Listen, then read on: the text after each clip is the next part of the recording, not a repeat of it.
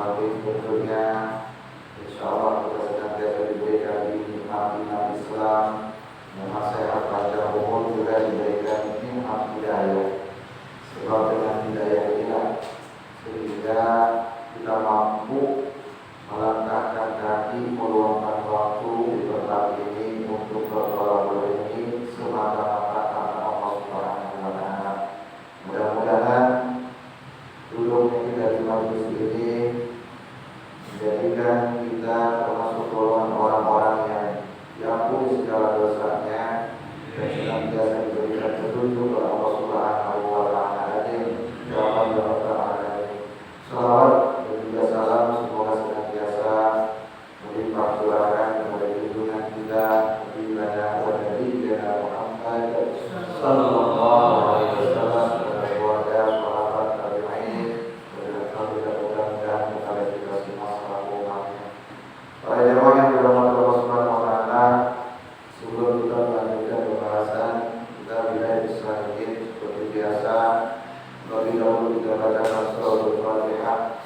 Kita hadiahkan pahalanya untuk almarhum almarhumah daripada guru-guru kita, para orang-orang tua kita, saudara-saudara kita, lurus lagi untuk guru kita Syekh Abu Hamid bin Muhammad bin Muhammad Al-Ghazali dan juga Syekh Abdul Somad Al-Faribani.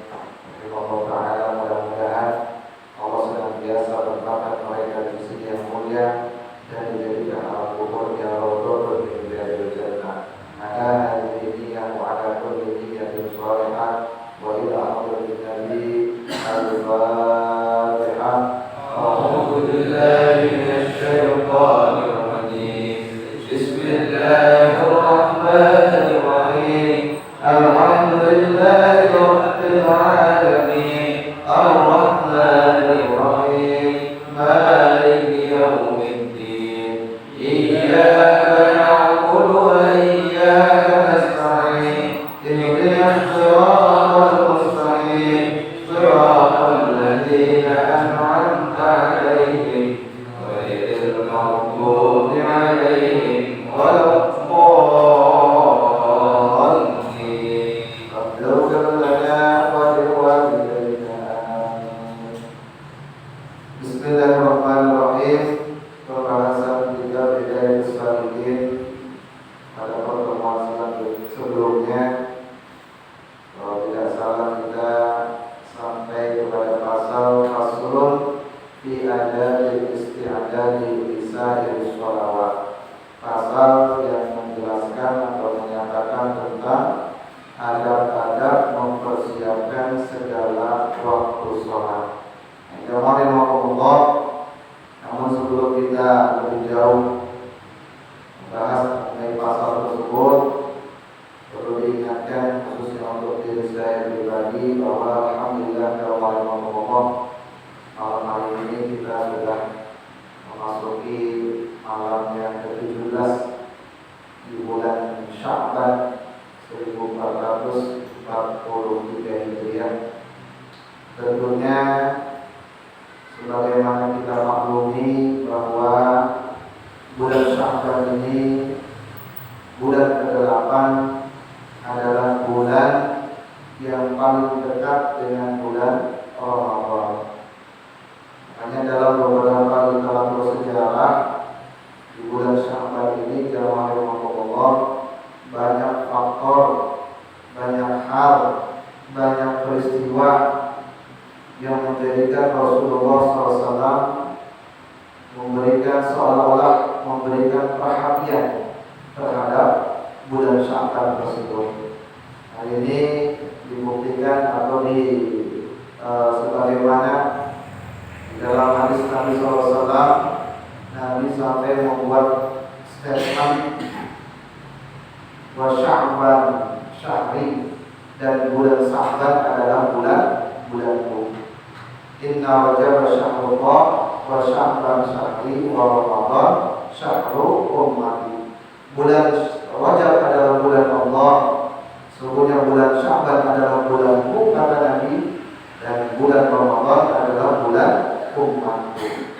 Nah, tentu timbul pertanyaan dalam diri kita, mengapa Rasulullah SAW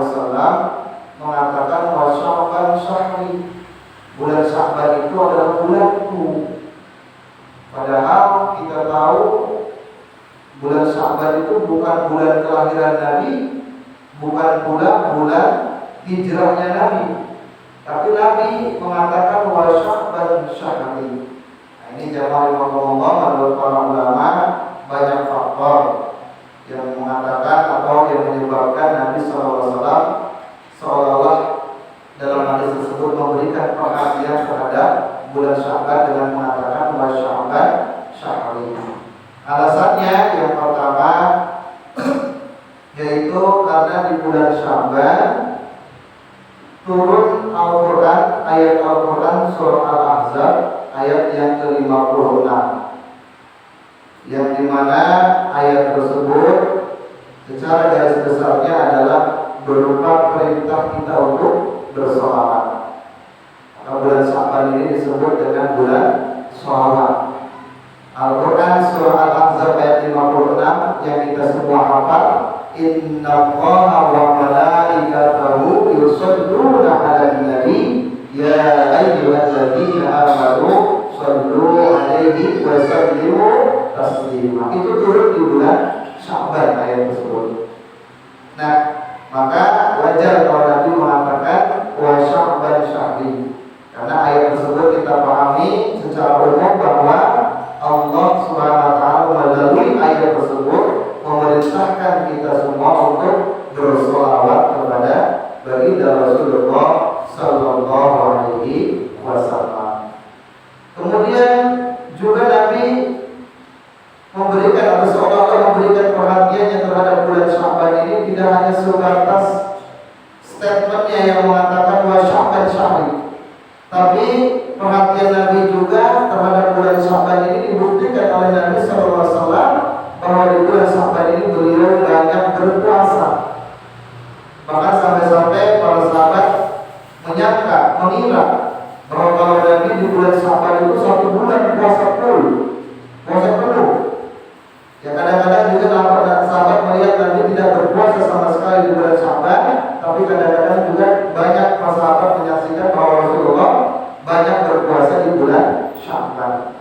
Lalu ditanyakan oleh sahabat Usamah bin Zaid, ya Rasul, kenapa kau banyak berpuasa di bulan Sya'ban ini? Yang ini juga merupakan seolah-olah tindakan Rasul ini perbuatan Rasul ini seolah-olah memberikan perhatian terhadap bulan Sya'ban. Apa jawaban Rasul?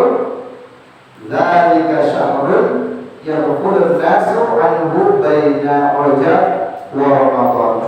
Karena bulan Sya'ban itu adalah bulan yang banyak dilupakan, bulan yang banyak dilalaikan. Kenapa kok bisa bulan Sya'ban itu banyak dilupakan? Kenapa? Maka Nabi melanjutkan baina Rajab wa Ramadan, karena posisinya bulan Sya'ban ini diapit oleh bulan Rajab dan bulan Ramadan. Bulan Rajab orang semangat ibadah karena tahu bulan Rajab itu adalah bagian daripada minha arba'atul hurum, salah satu daripada 4 bulan haram. Sehingga kita tahu, orang tahu bahwa beribadah di bulan Rajab itu pahalanya lebih besar. Terlebih lagi, orang lebih tahu lagi ketika beribadah di bulan Ramadan itu jauh pahalanya jauh lebih besar dibandingkan bulan-bulan yang lainnya. Makanya banyak orang yang semangat beribadah di bulan Rajab, semangat beribadah di bulan Ramadan, tapi kadang-kadang tidak semangat beribadah di bulan Sya'ban. Nah, oleh karena itu, dengan alasan itulah Nabi memberikan seolah-olah dengan puasanya itu, dengan banyak berpuasanya itu, memberikan perhatian terhadap bulan Sya'ban. Padahal juga Nabi melanjutkan, ya wa syahrun turfa'ul a'malu ila rabbil alamin fa uhibbu ayyurfa'u amali wa ana shalimun. Padahal juga Nabi mengatakan bulan Sya'ban itu bulan diangkatnya amal manusia kepada Allah Subhanahu wa taala, yaitu tepat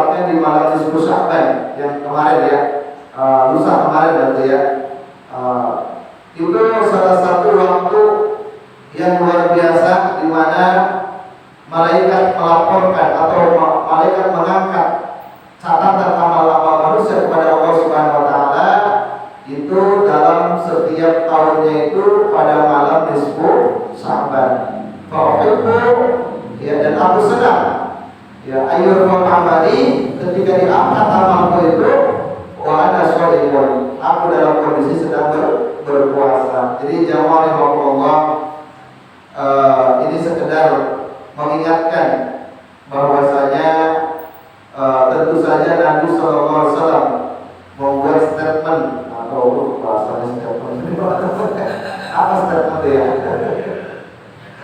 Pernyataan. Kalau tinggi bahasanya habis makan ini kalau kayak tadi itu ya kemarin ngomong bukan pernyataan Sya'ban syahri, karena satu apa tadi di bulan Sya'ban turun ayat Al-Ahzab, surat Al-Ahzab ayat 56 itu berupa perintah untuk bersolawat. Ya, kemudian yang kedua Nabi mengatakan dan bahkan memberikan perhatian seolah-olah di bulan Sya'ban ini kalau sampai-sampai Nabi banyak berpuasa di dalamnya, yaitu untuk memberikan pengertian, untuk memberikan pemahaman, ya, atau untuk mengingatkan kepada kita semua pada umumnya, ya, khususnya pada saat itu para sahabat, karena orang lebih banyak semangat ibadah di bulan Rajab, lebih semangat ibadah di bulan Rajab, di bulan Ramadan, tapi tidak semangat ibadah di bulan Sya'ban. Ya, bahkan terkesan, ini hanya kesan ya. Terkesan kadang-kadang bulan Sya'ban itu dijadikan sebagai bulan pelampiasan. Kadang-kadang kita sering dengar mumpung belum Ramadan, yuk makan-makan. Biasanya kan gitu ya. Mumpung belum Ramadan, piknik ya. Mumpung belum Ramadan. Kadang-kadang bulan Sya'ban ini karena dekat dengan Ramadan sering dijadikan ajang seperti tadi. Yang ada terlintas dalam pikiran kita itu bagaimana memuaskan diri kita sebelum nanti ada datangnya kewajiban puasa di bulan Ramadan. Padahal Nabi mengatakan bahwa bulan Sya'ban ini adalah bulan terdekat dengan bulan Ramadan. Maka dikatakan oleh para ulama, wa Sya'ban syahrul saqi, bahwa bulan Sya'ban itu adalah bulan menyiram, bulan memupuk. Jadi dikatakan dalam satu keterangan para ulama mengatakan inna Rajab ya Rajabun syahrul jar'i syahrul zar'i wa Sya'ban syahrul saqi wa Ramadan syahrul hasadi. Bulan Rajab adalah bulan menanam, bulan Sya'ban adalah bulan memupuk atau menyiram, bulan Ramadan adalah bulan menuai atau memanen. Ya, jadi jawaban Allah, orang yang tidak akan maksimal, tidak akan sempurna hasil panennya kalau tidak ditanam, kalau tidak dipupuk, begitu istilahnya. Begitupun maksudnya kalau kita ingin berhasil di bulan Ramadan, maka ibadah-ibadah kita paling tidak persiapannya itu jauh-jauh hari, minimal dari bulan Rajab. Di Rajab itu udah mulai kita tanam nih, ya, supaya nanti di bulan Ramadan kita bisa menuai, bisa memanen untuk memaksimalkan hasil daripada ibadah-ibadah yang kita kerjakan nanti di bulan Ramadan. Karena walaupun bagaimanapun jawaban Allah ya, untuk menghadapi Ramadan itu selain perlu persiapan, perlu membiasakan. Persiapannya nanti kita akan bahas, ya, perlu membiasakan. Kalau kita terbiasa memperbanyak ibadah, bahkan meningkatkan ibadah terus, ya, contoh saja jamaah Allah, ibadah puasa yang merupakan kewajiban kita nanti di bulan Ramadan, itu kalau nggak dibiasakan dari jauh-jauh hari, biasanya kaget, Pak. Makanya mohon maaf, sepengalaman saya, Pak Andri ya, sepengalaman saya yang kebetulan ini di rumah sakit, biasanya itu Ramadan awal itu banyak pasien penyakit mah. Biasanya, ya, biasanya itu rata-rata satu minggu pertama saya perhatikan tiap tahun itu kok banyak ya orang-orang yang terjangkit penyakit mah itu di awal-awal Ramadan. Kenapa? Ya, kenapa terjadi? Ya mungkin karena kaget, nggak biasa puasa, begitu puasa nggak pakai ilmu, ya, buka, ya, cuma puasa itu cuma minta jadwal makan doang gitu, ya, begitu buka semua disingkat. Gimana nggak sakit mah? Padahal Nabi mengatakan sumu tasiu, berpuasa kalian akan sehat. Tapi faktanya banyak orang berpuasa malah masuk rumah sakit akibat berkah yang kamu akibat hanya roti dan sebagainya. Nah, bukan puasanya, tapi metode kita ini perlu kebiasaan tadi jamaah Allah. Makanya di bulan Rajab yang lalu kita memperbanyak puasa. Bulan Sya'ban pun ya minimal sehari 2 hari lah kita puasa, supaya 1 bulan sebelum menghadapi Ramadan ini perut kita ini udah merasakan yang namanya puasa gitu loh. Jadi nanti udah gak kaget lagi. Begitu datang Ramadan, ya kita udah gak kaget lagi. Hanya saja memang di bulan Sya'ban ini menurut ulama, ya ulama-ulama fikih itu kalau kita nggak biasa dan juga kalau nggak ada sebab puasanya makruh setelah tanggal 15 ke atas. Jadi dari tanggal 16 sampai dengan akhir bulan Sya'ban hukum puasanya makruh bagi yang tidak ada sebab dan juga bagi yang tak biasa. Kalau kita biasa tak pernah putus Senin Kamis gak pernah putus, walaupun sudah lewat tanggal 15 maka tidak masalah. Yang penting jangan berpuasa di hari-hari Syak. Hari-hari Syak itu antara tanggal 29 30 ya, bulan Sya'ban itu jangan berpuasa, itu hari terakhir, hari yang dimakruhkan untuk berpuasa. Untuk membiasakan diri jamaah Allah ya. Jadi kalau bagi mereka yang sudah terbiasa berpuasa Senin Kamis bahkan kadang-kadang ya hampir tidak pernah putus lah Senin Kamis boleh lanjut walaupun sudah lewat dari tanggal, sudah lewat nisfu. Tapi bagi kita yang puasa Senin nggak puasa, Kamis juga nggak puasa ya, begitu lewat nisfu makruh hukumnya berpuasa, kecuali lagi bagi mereka yang memang punya kodok puasa, maka itu wajib ya dilaksanakan sebelum datangnya Ramadan berikutnya. Nah ini jamaah Ramadan. Jadi sekali lagi bulan Sya'ban ini jamaah Ramadan adalah salah satu bulan yang cukup mendapatkan perhatian bagi Nabi kita Muhammad SAW, karena kata Nabi tadi dzalika yaqulun nasu anhu baina Rajab wa Ramadan. Karena bulan Sya'ban ini bulan yang banyak dilalaikan, bulan yang banyak dilupakan, karena posisinya antara bulan Rajab dan bulan Ramadan. Ya kita merasakan sendiri lah jamaah Ramadan. Betapa dulu di bulan Rajab syiarnya luar biasa. Apalagi di bulan Rajab ada peristiwa Isra Mi'raj. Ya ada syiarnya di situ, tabligh akbar di mana-mana. Ya, bulan Ramadan apalagi syiarnya luar biasa jamaah Allah. Tapi terkadang di bulan Sya'ban seolah tadi kita seolah-olah ngaso, katanya ibadahnya ngaso, istirahat dulu nanti start lagi bulan Ramadan. Padahal justru sekarang ini boleh kita gas nih. Kalau ibarat ini kita udah mulai gas nih, gas ibadahnya maksudnya. Bagi kita yang udah biasa baca Qurannya, misalkan berpuasanya sih, kalau yang nggak biasa udah lewat nisfu makruh. Ya paling tidak sebelumnya itu kita memperbanyak puasa di awal-awal bulan Sya'ban. Paling tidak kita ibadah apa nih yang biasa sering kita amalkan, kita kerjakan di bulan Ramadan. Maka dari sekarang mulai digas nih. Contoh biasanya di bulan Ramadan kita memperbanyak sholat, di antaranya bahkan ada sholat tambahan, sholat sunnah tarawih di bulan Ramadan. Itu pun kalau nggak dibiasakan kita sholat di malam hari baru bisa kaget juga, ya bisa kaget juga. Apalagi mohon maaf puasa pertama begitu buka perlu kekenyangan, ya tambah tarawih kadang-kadang olah itu kan. Allah bisa. Itu jamaah perlu persiapan juga, ya. Nah itu jamaah Allah. Atau misalkan ya di bulan Ramadan kita ini biasanya sering berlomba-lomba baca Quran seolah-olah gitu ya, berlomba-lomba fastabiqul khairat, itu memperbanyak membaca Al-Quran. Maka itu biasakan dari sekarang, mulai digaspol, bahasanya gaspol gitu ya, mulai dari sekarang ya ditingkatkan supaya nanti kita di Ramadan ya kalau sudah digas dari sekarang minimal udah standar lah, udah stabil lah.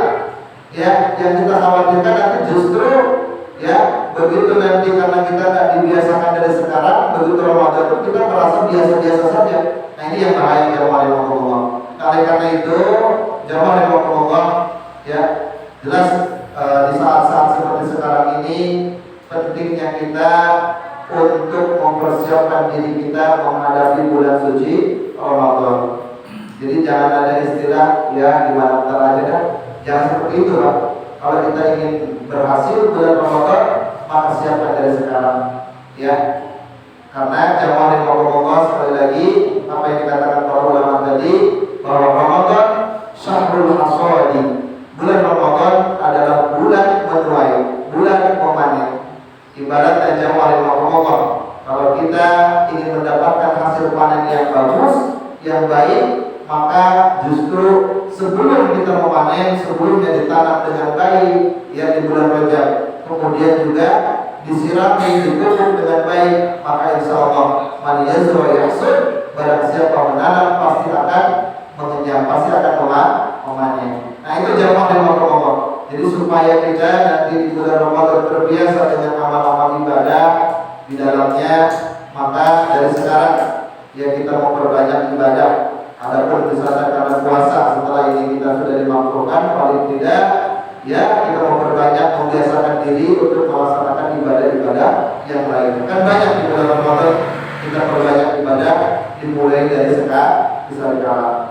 Adapun sebenarnya bulan Sya'ban ini banyak sekali jamaah Allah, bahkan termasuk yang terjadi di bulan Sya'ban ini ayat yang memerintahkan kita untuk berpuasa Ramadan itu Al-Baqarah 183, ya ayyuhalladzina amanu kutiba alaikumus syiyam kama kutiba alal ladzina min qablikum la'allakum tattaqun. Itu kan turun ayat tersebut diturunkan pada bulan Sya'ban.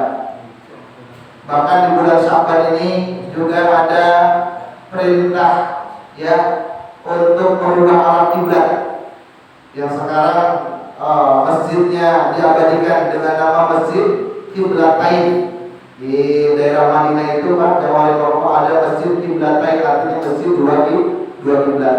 Dulu ketika Nabi sholat, tiba-tiba di pertengahan sholat datang Jibril dan memerintahkan untuk merubah arah kiblat yang tadinya ke Masjidil Aqsa di Palestina, berubah ke Masjidil Haram di Makkah.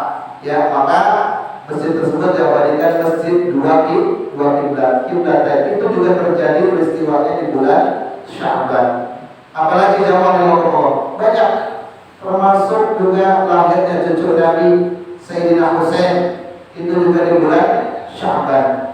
Bahkan Nabi juga menikah dengan salah seorang istrinya itu juga di bulan Sya'ban. Maka termasuk sunnah juga, maka jamaah Allah kita harus jujur. Kalau ada yang menikah di bulan Sya'ban, oh berarti dia ikut sunnah Nabi. Yang belum, tapi kalau yang sudah mungkin bisa diulang. Yang belum, ya. Jadi termasuk salah satu sunnah di bulan Sya'ban karena Nabi menikahi Siti Hafsah. Ya, Siti Hafsah ini kemudian juga adiknya daripada Umar bin Khattab, termasuk juga Siti Juwairiyah, itu juga Nabi menikahi di bulan Sya'ban. Maka termasuk bulan yang disunahkan diantaranya untuk melakukan pernikahan. Maka banyak bulan Sya'ban kita saksikan banyak orang yang menikah, ya itu sunnah. Yang belum, tapi kalau yang sudah mah tidak ada sunnah itu. Wajib Pak, wajib. Itu jamaah Allah. Dan masih banyak lagi sejarah-sejarah yang lainnya yang terjadi di bulan Sya'ban ini jamaah Allah. Yang jelas bagi kita saat ini, di samping kita sedikit-sedikit tahu tentang sejarah yang terjadi di bulan Sya'ban, mari kita sama-sama mempersiapkan diri kita untuk menyongsong menghadapi bulan suci Ramadan dengan sebaik-baiknya, dengan semaksimal mungkin. Karena di awal yang lalu kita bahas, ya semua ibadah itu harus dipersiapkan, termasuk ibadah sholat dan juga termasuk ibadah-ibadah di bulan Ramadan. Insya Allah ibadah yang dipersiapkan, apapun pekerjaan yang sebelumnya dipersiapkan, maka itu hasilnya akan lebih baik. Namun sebelum kita mempersiapkan yang lain-lain, penting bagi kita sekarang ini, jamaah Allah, penting kita saat-saat ini, di mana kita saat-saat akan menjelang datangnya Ramadan, yaitu menumbuhkan rasa bahagia, menumbuhkan rasa senang dengan bulan Ramadan. Ini awalnya Pak. Kenapa? Karena kalau kita senang, insya Allah persiapan-persiapan lainnya akan mudah. Seperti orang mau menikah lagi ya. Seperti orang mau nikah, karena dia tahu bahwa nikah itu akan membuatnya senang, maka apapun kesulitan pasti dia akan jalani. ke sono, ngurus seserahan yang ngurus dirinya. Karena senang pasti persiapannya kan maksimal walaupun berat. Gitu. Begitupun menghadapi Ramadan, maka harus dipersiapkan, harus senang dulu. Selain daripada itu, apa kata Nabi? Man fariha bidukhuli Ramadan harramallahu jasadahu ala niran. Barang siapa yang merasa bahagia, barang siapa yang merasa senang dengan datangnya bulan Ramadan, maka harramallahu jasadahu ala niran, maka diharamkan jasadnya dari siksa api neraka. Subhanallah. Maka ini jemaah Ramadan, di saat-saat seperti sekarang ini, sekali lagi sebelum kita persiapkan apa-apa yang harus kita persiapkan, yang pertama tumbuhkan dulu rasa bahagia, tumbuhkan dulu rasa senang kita dengan Ramadan.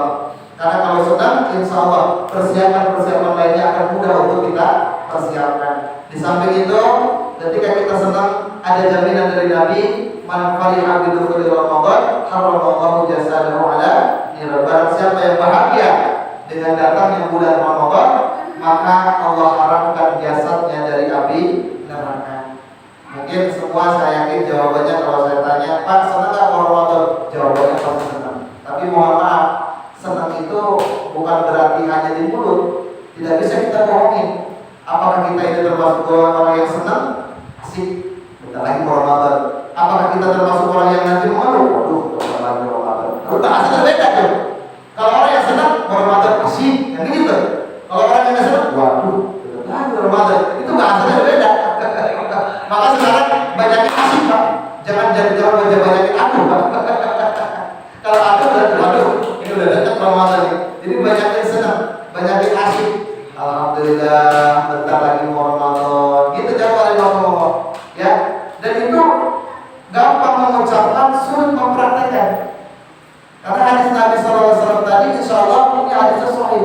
Kalau kita senang, kita bahagia, apabila akan datang bulan Ramadan, Allah haramkan jasadnya dari api neraka. Itu baru senang doang. Makanya penting sekarang senang-senang dulu Pak Ramadan. Artinya bukan senang-senang sarung apa tadi, senang-senang malam biasa, bukan tadi maksudnya. Akhirnya maksudnya senang itu dengan Ramadan. Ya gak apa-apa lah, kita urusan bayangkan apa yang akan terjadi, apa yang ada di dalam bulan Ramadan, kenali, ya, ketahui, maka insya Allah kita akan senang dengan bulan Ramadan. Bahkan sampai-sampai Nabi mengatakan, "Lau ta'lamu ummati ma fi Ramadan la tamannau an takuna sanatu kulluha Ramadan." Seandainya kata Nabi, umatku tahu akan apa yang ada di dalam Ramadan, niscaya umatku menginginkan 1 tahun itu seluruhnya Ramadan. Kalau kita tahu, tapi kayaknya Pak, saya sendiri pun kalau kayaknya setahun Ramadan terus, walaupun tahu kayaknya gimana ya. Setahun Ramadan gak ada lebaran, setahun Ramadan terus, walaupun banyak keuntungan. Nah itu jawabannya Allah.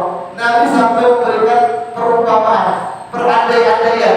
Kata Nabi, kalau saja seandainya umatku tahu keuntungan, ya, keuntungan, kemampuan atau keistimewaan yang ada dalam bulan Ramadan, niscaya umatku menginginkan 1 tahun, gak usah bulan lain kan, pokoknya Ramadan semuanya. Kayaknya gak ada Pak. Walaupun dikatakan, Pak senang gak dengan Ramadan? Senang. Tapi kayaknya kalau setahun Ramadan terus, kayaknya gak ada yang itu Pak ya. Ini adalah perumpamaan dalam Allah. Jadi sang Nabi sampai mengatakan demikian. Ya, saking banyaknya keistimewaan, keutamaan daripada bulan Ramadan.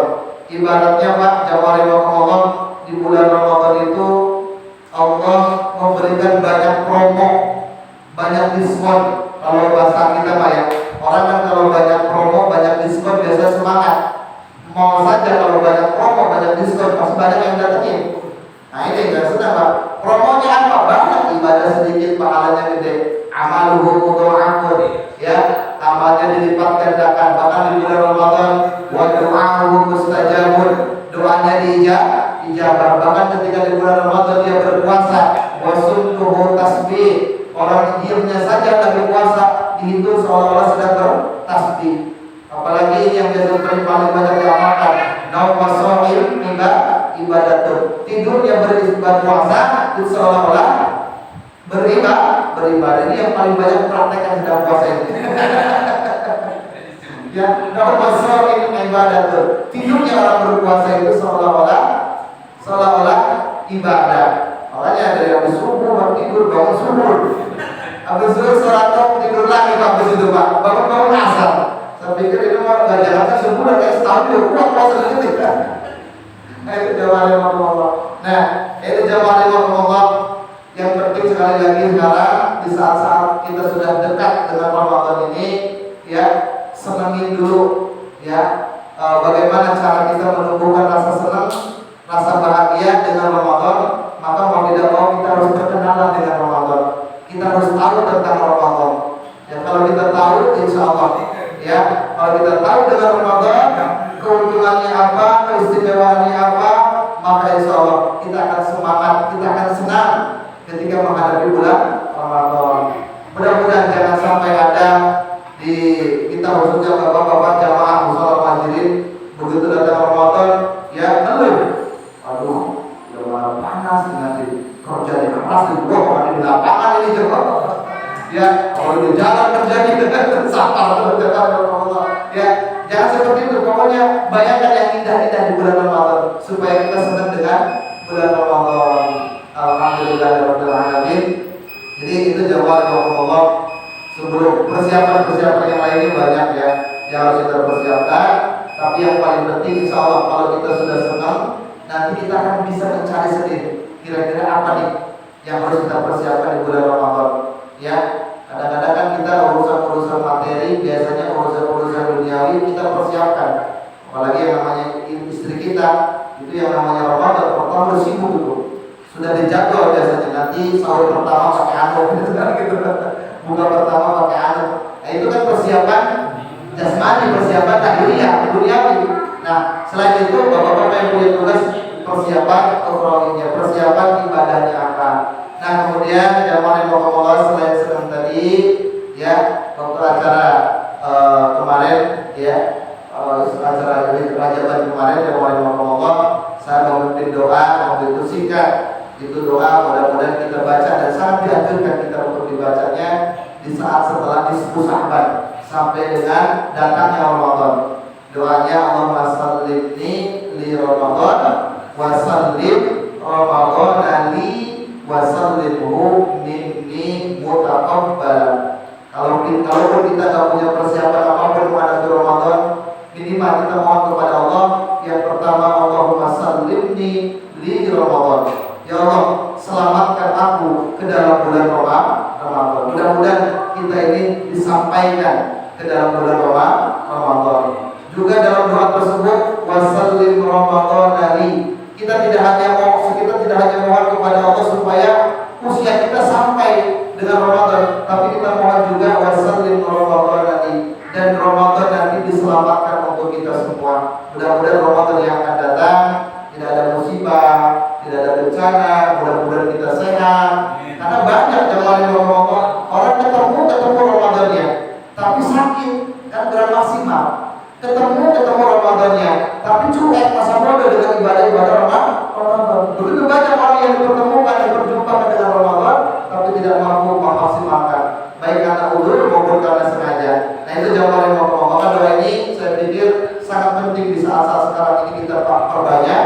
Ya Allah sallimni li Ramadan. Ya Allah selamatkan aku ke dalam bulan Ramadan. Yang keduanya wasallim Ramadan li, dan selamatkan Ramadan untukku. Mudah-mudahan Ramadan nanti tidak ada musibah apapun itu bentuknya yang membuat ibadah kita jadi kurang baik, kurang khusyuk.